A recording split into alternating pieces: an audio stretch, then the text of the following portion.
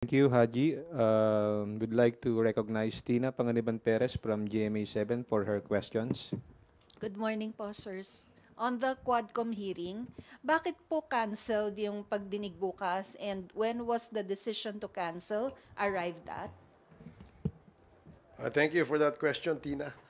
Uh, the Quadcom chairs are already contemplating since last week to move the scheduled Wednesday Quadcom hearing, no, for several reasons. First reason, yung aming if you recall, no, lagi namin sinasabi kapag may mga witnesses, we want them to execute affidavits.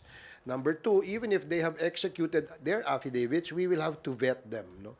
Meron pong legal team, ina-assist ang Quadcom to interview yung aming mga because marami po ang gustong magsalita.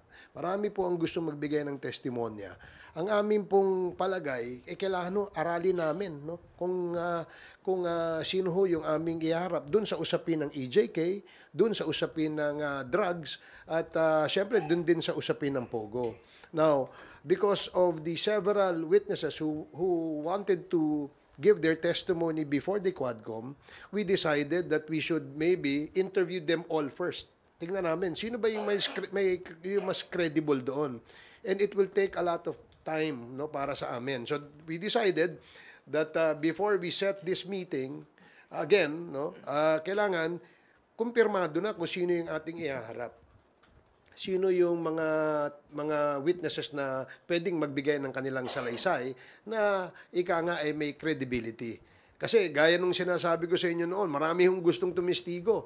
In fact, umabot pa kami sa punto na yung isang gustong tumistigo, pagkatapos siya magbigay ng kanyang affidavit, ay umabot kami sa punto na kailangan pa naming ipasuri siya sa psychiatrist, no? Ipasuri siya through a polygraph test sa Camp Crame, no? Para malaman namin kung ito ba yung nagsasabi ng totoo. Hindi ho madali, no, magpresenta ng witnesses. Kaya napag-usapan nga namin, kagaya ho kahapon ng hapon, na-decide na ho namin na i-cancel yung aming meeting supposedly for tomorrow, ngayong Wednesday, November 13, to give us more time hanggang next Thursday to interview, to set up our agenda, at tapusin po lahat ng pwede naming ma-interview. That is the reason why we had to cancel. Actually, 2 days ago, nag-decide na kami dyan eh. A week ago pa, pinag-uusapan na natin, Chairman. And then suddenly, kahapon parang last night, parang nakakita tayo na attend na raw sila. And ang problem natin dyan, we have already notified yung mga resource persons, especially yung mga galing sa Cebu, yung mga victims. And at the same time, meron po kami binibet na galing sa Isabela and I think one also from the north. And suddenly, naka-receive tayo ng mga ganong pronouncement that he will be attending. But of course, hindi pa naman po yun official na galing po sa former president that he will be attending on tomorrow's hearing. Unless and until that we have received any copy from him, then most likely. But it's hard to na makapag-ano na po tayo tomorrow because yung pronouncement and the invitation to other resource persons were already been canceled. Dagdagan ko lang yung sinabi ni Kong Dan. No? Kahapon pa na-cancel na namin yung aming hearing. At 6:30 p.m., the Quadcom chairs have already informed the Secretariat to send out notices to all our members and to all our invited resource persons na hindi po natin matutuloy yung ating hearing ngayong Wednesday, no?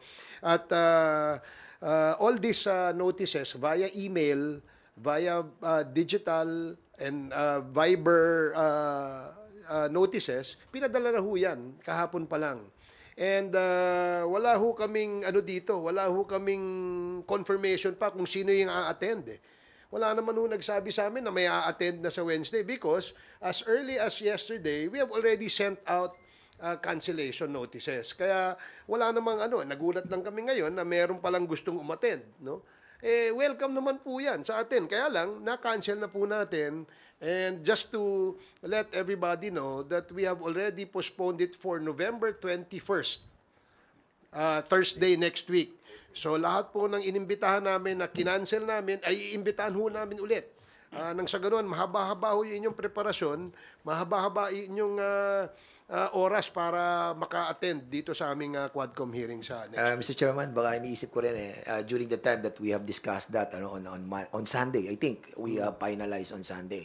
Baka may mga chairman na mole doon sa pag-uusap natin. Just kidding. Pero we already decided last Sunday pa po at pinormalize lang po namin yan kahapon, and that's the reason why we already have a meeting yesterday. Unfortunately, may mga gantong issue na darating daw po, and I think it's hard for us to really send invitation again to those who have been canceled resource persons. And kung wala naman talagang kung wala naman talagang direct statement ang ating former president na darating siya, tingin namin propaganda lang yung lumalabas ngayon sa internet, no, sa social media na darating siya. Kasi gusto rin naming dumating siya dahil pinagbantaan nga niya yung mga congressmen na sinasabi niya, sisipain daw niya, wala namang virtual kick. 'Di ba? So, mas maganda sana dumating siya dahil willing naman si Chairman Dan na magpasipa sa former president. Virtual kick. Tsaka napakahirap naman po kung na-cancel ng isang committee hearing.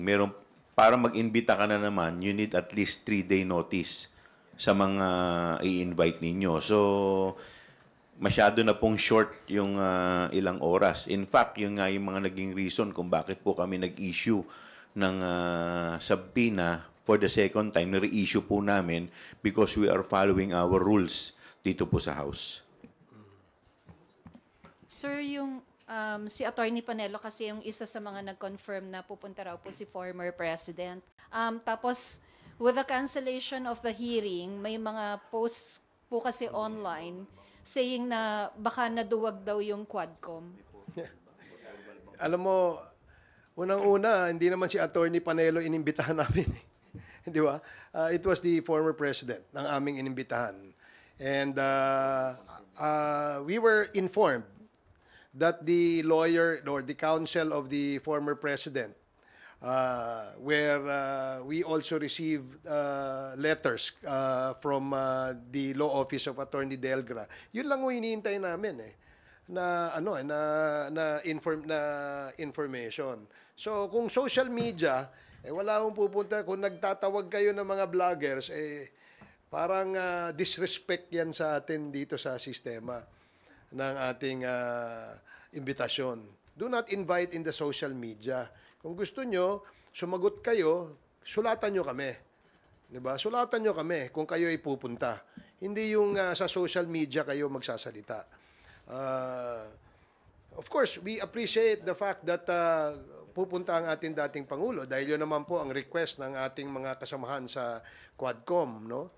Na magkaroon ng talakayan, magkaroon ng palitan ng idea tungkol dito sa usapin sa EJK at usapin sa drugs, no, na kung saan ay centerpiece ng kampanya ng ating dating administrasyon. Kaya nga gusto sana nating marinig mismo mula sa ating dating Pangulo kung ano yung mga kasagutan na kanyang ibibigay dun sa mga tanong na pinaghandaan ng ating mga Quadcom members. So, wag po nating I noticed also that there are several comments from the vloggers of I don't know which camp is that, no? Saying na wala pong naduduwag dito. Ganito ho, para ho malinaw. Sa 21 meron kaming hearing. Yan ho, punta ho tayo dito. Pagkatapos ng 21, let us know kung kailan kayo pwede. Because we will schedule another Quadcom hearing on the date convenient for you, on the date na gusto ninyo, para ho mailatag natin ng maayos ang ating imbitasyon. And reminder as well, Mr. Chairman, as what Chairman Chu mentioned a while ago, that there is a 3-day ruling that are being followed by the committee.